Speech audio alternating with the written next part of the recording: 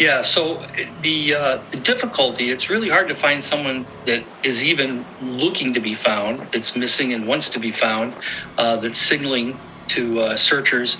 But when you have someone that's being deceptive, that may have collaborators working with them, that has the environment and the weather on their side, it makes it very, very difficult for responders to find that person.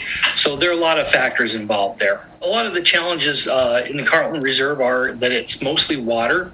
And so trying to get searchers into that area, to the dry spots to look for him, very difficult.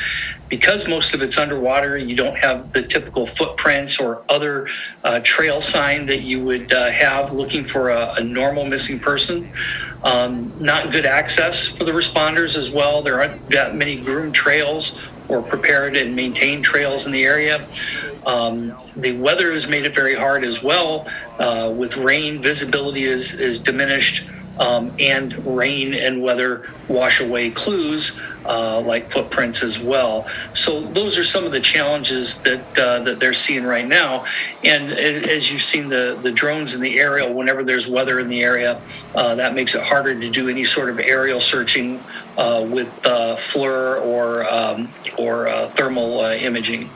We look for clues that tell us that he went there, and we look for clues that tell us that he didn't. If there are trail cams in the area that have his picture on them, then we would know that he had gone there.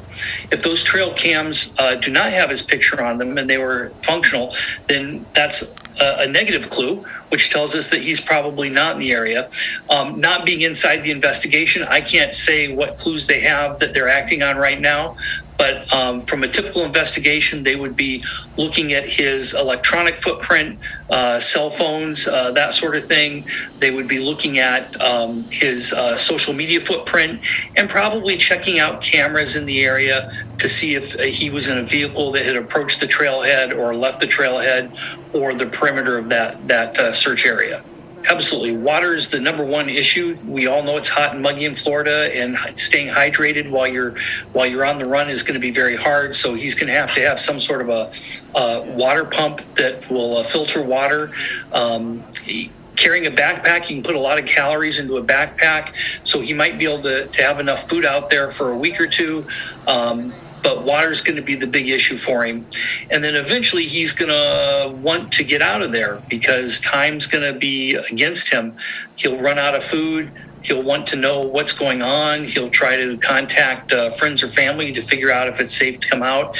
I can't imagine that he wants to live in that area the rest of his life. He's got to stick his head out there somewhere, and they'll either catch him up in his electronic footprint, or they'll catch him up when he contacts one of his friends or goes to an area that he feels that he's safe and comfortable in, or something along those lines. Because if you just look at the typical mathematical calculation of rate times time equals distance, he's been gone for 8 days. If he was only walking for 1 mile per hour for 8 hours for each of those days, he could be 64 miles in any one direction. And that equates to about a 12,288 square mile search area just today, and tomorrow it'll get larger. Not the officer on the scene, but certainly it looked like they were like any couple having some issues, and that they were very frustrated with each other. I don't know if that would have anything to do with what his capability or skills in the outdoors are, or what that would imply to his current actions in the woods. But certainly they were having some sort of an issue there that required law enforcement. I think that in many cases we expect a loved one or someone that cares about someone else to assist and bring forward all the information that they have. In some cases, they fear that law enforcement will suspect them, but by bringing forward all their information, that can help clear them as well.